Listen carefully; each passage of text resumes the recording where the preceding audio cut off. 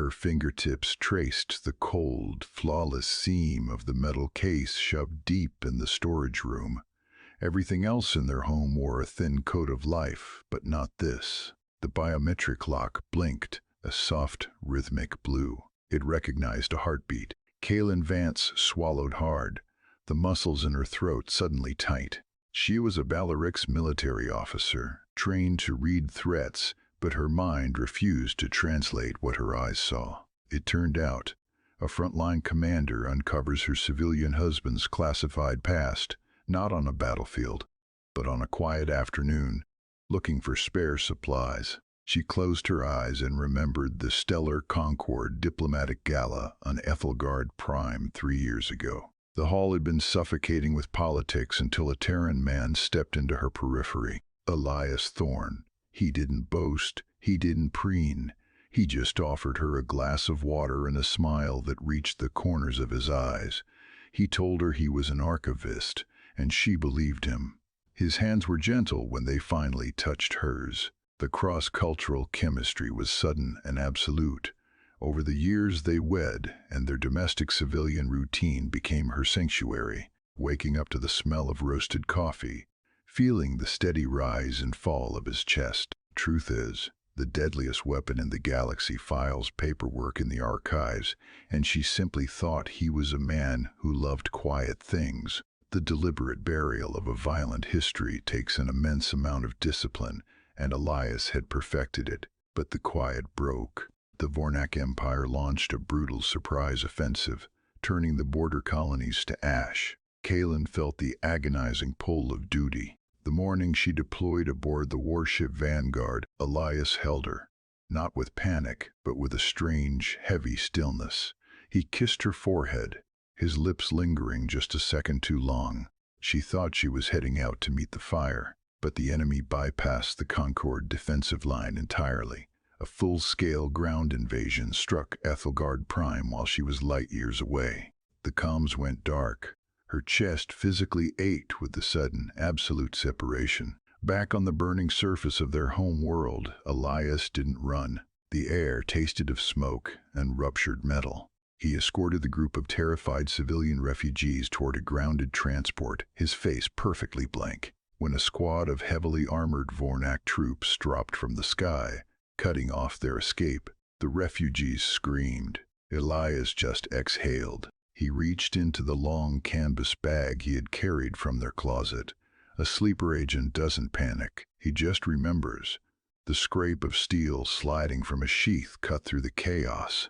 It was an antique sword, just a physical steel blade. An antique blade against a mechanized armada. The Vornak soldiers laughed, their heavy weapons whining as they charged. But Elias moved. He didn't meet their force with force. This was the brutal grace of asymmetric combat. He slipped beneath the heavy plasma fire, his blade finding the microscopic gaps in their armor, the joints, the neck seals, the weak points he already knew by heart. The heat of their blood hissed on the cold steel. He dismantled them systematically. There is a stark difference between a weapon of destruction and a warrior of protection. The weapon strikes blindly. The warrior only cuts away what threatens the people behind him. His expression was completely devoid of the gentle man Kaylin loved, replaced entirely by something ancient and exact. On the bridge of the Vanguard, Kaylin watched the grainy comm feed with a tightness in her chest that made it hard to draw air. Concord intelligence had intercepted the planetary broadcast. Analysts rushed to identify the fluid, devastating movements of the human on the screen, cross-referencing the footage until they found the ghost of an eradicated Terran Black Ops unit. They didn't know him, but she did. She recognized the slope of his shoulders, the steady hands that had poured her coffee that very morning. The feed shifted. Overlord Malakor's massive mechanized form filled the display, broadcasting a planetary ultimatum across all frequencies. He demanded single combat against the human who had slaughtered his elite squad. If the human refused, Ethelgard Prime would burn entirely. Elias didn't hesitate. It turned out some men run from their ghosts, while others simply wait for them to catch up. He walked into the center of the planetary amphitheater, wearing the same civilian clothes he had worn to work. He was completely unarmored. Across the dust-choked arena, Malachor stood like a mountain of artillery and plated steel. The Overlord laughed at the fragile Terran, but Elias just exhaled, his ancient sword resting at his side. Malachor charged. The ground shook.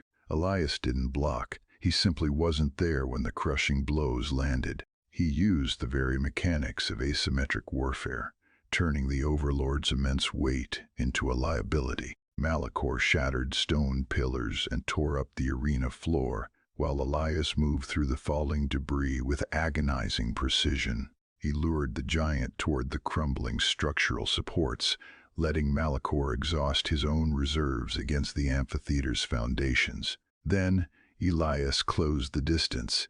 He didn't strike to kill. His blade found the microscopic seams in the Vornak engineering. With 3 exact quiet cuts, Elias severed the primary power feeds to Malachor's weaponry. A final twisting thrust crippled the massive mechanized armor joints at the knees. The Overlord crashed downward, trapped inside his own dead, heavy shell. The giant was forced to yield, his voice a low growl of disbelief. Elias stood over him, breathing evenly. He didn't raise his sword in triumph, he just lowered it. Malachor, bound by the old codes, honored the wager. He rasped the command into his surviving comms, ordering the complete evacuation of all Vornak military forces from Ethelgard Prime.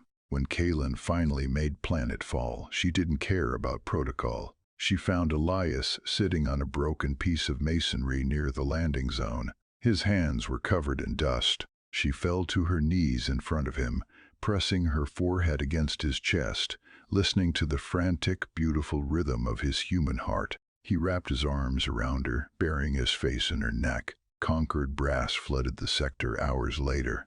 They offered him military commendations, recruitment contracts, and stars to pin on his collar. Elias rejected all of them. He spoke softly, his voice rough from the dry air, explaining that he was just an archivist and his leave was over. He turned his back on the generals and reached for Kaylin's hand. Weeks later, they knelt side by side in the soil of the refugee sector. Elias gently packed dirt around the roots of a young sapling, cultivating a garden where the transport had almost fallen. Kaylin watched the calluses on his fingers' hands that had broken an army, now coaxing life from the dirt. That night, in the quiet of their home, Elias carried the heavy canvas bag into the storage room. He wiped a smudge of dirt from the steel blade. Then, he placed the ancient sword back into its case. The biometric lock scanned his pulse, flashed blue and sealed shut. The violent history was deliberately buried once more, leaving only the quiet man she loved.